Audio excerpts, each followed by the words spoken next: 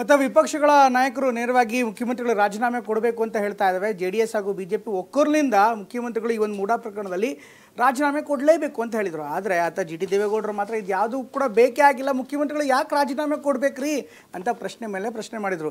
ಈಗ G T ದೇವೇಗೌಡರು ಕೂಡ ತಿರುಗೇಟನ್ನು ಕೊಡ್ತಾ ಇದ್ದಾರೆ. ಪ್ರಮುಖವಾಗಿ ಸಾರಾ ಮಹೇಶ್ ಅದೊಂದು ವೈಯಕ್ತಿಕವಾದಂಥ ಹೇಳಿಕೆ ಜಿ ಟಿ ದೇವೇಗೌಡರದು, ಅದಕ್ಕೂ ಪಕ್ಷಕ್ಕೂ ಸಂಬಂಧ ಇಲ್ಲ ಅಂತ ಹೇಳ್ತಾ ಇದ್ದಾರೆ. ಇನ್ನು ದೂರುದಾರ ಸ್ನೇಹಮಯಿ ಕೃಷ್ಣ ಒಂದು ಹೆಜ್ಜೆ ಮುಂದೋಗಿ ಈ ಒಂದು ಪ್ರಕರಣದಲ್ಲಿ ಅತ್ತ ಜಿ ಟಿ ದೇವೇಗೌಡರ ಅಕ್ರಮ ಇದ್ರೂ ಇರ್ಬೋದು ಅಂತ ಸಂಶಯವನ್ನು ವ್ಯಕ್ತಪಡಿಸ್ತಾ ಇದ್ದಾರೆ. ಹಾಗಾದರೆ ಮೂಡಾಗೂ ಜಿ ಟಿ ದೇವೇಗೌಡರು ಏನಾದರೂ ಲಿಂಕ್ ಇದೆಯಾ?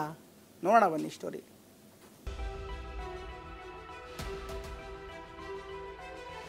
ಕಳ್ಳರು ಒಂದಾಗೋದು ಸಹಜ ಪ್ರಕ್ರಿಯೆ ಸರ್.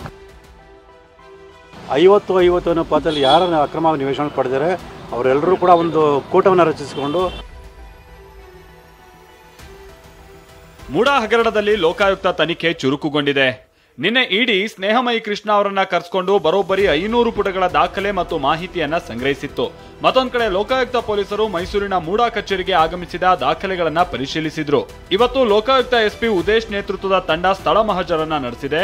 2 ದಿನದ ಹಿಂದೆ ಮೈಸೂರಿನ ಕೆಸರೆ ಗ್ರಾಮದ ಜಮೀನಿಗೆ ದೂರುದಾರ ಸ್ನೇಹಮಯಿ ಕೃಷ್ಣ ಅವರನ್ನ ಕರೆದೊಯ್ದು ಮಹಜರು ನಡೆಸಿದ್ದ ಅಧಿಕಾರಿಗಳು ಇವತ್ತು ಸಿಎಂ ಪತ್ನಿ ಪಾರ್ವತಿಯವರಿಗೆ ನೀಡಲಾಗಿದ್ದ ಅಂದ್ರೆ ವಿಜಯನಗರ ಬಡಾವಣೆಯ 14 ಸೈಟ್ಗಳಲ್ಲಿ ಸ್ಥಳ ಮಹಜರನ್ನ ನಡೆಸಲಾಗಿದೆ. ನಾವೀಗ ಮೈಸೂರಿನ ವಿಜಯನಗರದ 3ನೇ ಹಂತದ ಡಿ ಬ್ಲಾಕ್ನಲ್ಲಿದ್ದೇವೆ. ನೀವು ನೋಡ್ತಾ ಇರ್ಬೋದು ಇಲ್ಲಿರುವಂತಹ ನಿವೇಶನದ ಮಾಹಿತಿಯನ್ನು ನೀಡಿರುವಂತಹ ನಾಮಫಲಕವನ್ನು, ಅಂದರೆ ಇಲ್ಲಿ ನಿವೇಶನ ಸಂಖ್ಯೆ 218ರಿಂದ 212ರವರೆಗೂ ಇರುವಂತಹ ನಿವೇಶನಗಳ ಸಂಖ್ಯೆ ಏನಿದೆ ಅದರ ಮಾಹಿತಿಯನ್ನು ನೀಡಿದ್ದಾರೆ. ಮತ್ತು ಈ ಒಂದು ಸ್ಥಳವನ್ನು ನೋಡೋದಾದರೆ ನೀವು ಈ ಒಂದು ಸ್ಥಳದಲ್ಲಿ ಈಗ ನೀವು ನೋಡ್ತಾ ಇದ್ದೀರಾ, ಇದು ಮೂಲೆ ನಿವೇಶನ ಆಗ್ತದೆ 218. ಇದನ್ನು ಹೊರತುಪಡಿಸಿ ಇದರ ಪಕ್ಕದಲ್ಲೇ ಇರುವಂಥದ್ದು ಮತ್ತು ಅದರ ಪಕ್ಕ ಮತ್ತು ಅದರ ಜೊತೆಗೆ ಒಟ್ಟು 4 ನಿವೇಶನಗಳನ್ನು ಇಲ್ಲಿ ಇರುವಂತಹ ಸ್ಥಳ ಏನಿದೆ ಈ 4 ನಿವೇಶನಗಳನ್ನು ಸಿಎಂ ಸಿದ್ದರಾಮಯ್ಯ ಪತ್ನಿ ಪಾರ್ವತಿಯವರಿಗೆ ಬದಲಿ ನಿವೇಶನವಾಗಿ ನೀಡಲಾಗಿತ್ತು. ಲೋಕಾಯುಕ್ತ ಎಸ್ಪಿ ಟಿ.ಜೆ. ಉದೇಶ್ ಅವರ ನೇತೃತ್ವದಲ್ಲಿ ಆಗಿತ್ತು.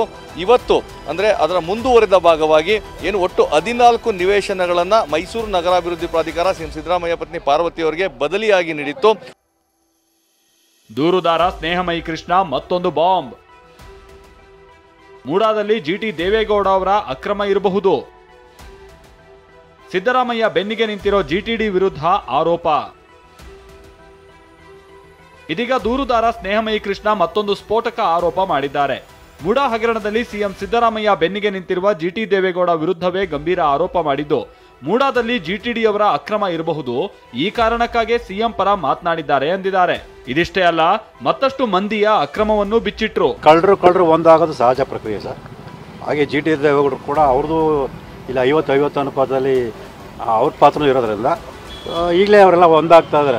ನಮ್ಮ ಉಸ್ತುವಾರಿ ಸಚಿವರಾದ ಎಚ್ ಸಿ ಮಹದೇವಪ್ಪ ಅವರ ಸಹೋದರ ಮಗ ನವೀನ್ ಬೋಸೆಸಲ್ಲಿ ಒಂದು ಸೆಟ್ಲ್ಮೆಂಟ್ ಡೀಡ್ ಮಾಡಿರೋಂಥ ದಾಖಲೆಯನ್ನು ಮೂಡಾ ಅಧ್ಯಕ್ಷ ಮರಿಗೌಡರು ಅವ್ರ ಸಹೋದರ ಶಿವಣ್ಣನ ಹೆಸರು ರಿಜಿಸ್ಟರ್ ಮಾಡಿಸ್ಕೊಂಡ್ರಂಥ ಸೆಟ್ಲ್ಮೆಂಟ್ ಡೀಡನ್ನು ಕೊಟ್ಟಿದ್ವಿ. ಸೊ ಅದೆಲ್ಲ ದಾಖಲೆ ಕೊಟ್ಟು ಈ ಥರ ಸೆಟ್ಲ್ಮೆಂಟ್ ಡೀಡ್ ಮೂಲಕನೂ ಕೂಡ ಇಲ್ಲಿ ಕೋಟ್ಯಾಂತರ ವ್ಯವಹಾರ ನಡೆದಿರೋದ್ರಿಂದ ಈ ನಿಟ್ಟಿನಲ್ಲಿ ಸಮಗ್ರ ತನಿಖೆಯನ್ನು ನಡೆಸಬೇಕು ಅಂತ ಮನವಿ ಮಾಡ್ಕೊಂಡಿದ್ವಿ. ಒಟ್ಟಾರೆಯಾಗಿ ಮೂಡಾ ಹಗರಣದಲ್ಲಿ ಸಿಕ್ಕಾಕೊಂಡಿರುವ ಸಿಎಂ ಸಿದ್ದರಾಮಯ್ಯಗೆ ಸಂಕಷ್ಟ ಎದುರಾಗಿದೆ. ಲೋಕಾಯುಕ್ತ ತನಿಖೆ ಚುರುಕುಗೊಂಡಿದೆ. ಇದೇ ಹೊತ್ತಲ್ಲೇ ದೂರುದಾರ ಸ್ನೇಹಮಯಿ ಕೃಷ್ಣ ಜಿಟಿಡಿ ವಿರುದ್ಧ ಮೂಡಾ ಹಗರಣದ ಬಾಂಬ್ ಹಾಕಿದ್ದಾರೆ. ಮತ್ತಷ್ಟು ಮಂದಿ ಸೈಟ್ ಪಡೆದಿದ್ದಾರೆ ಅಂತಾನೂ ಆರೋಪಿಸಿದ್ದಾರೆ. Bureau report TV9.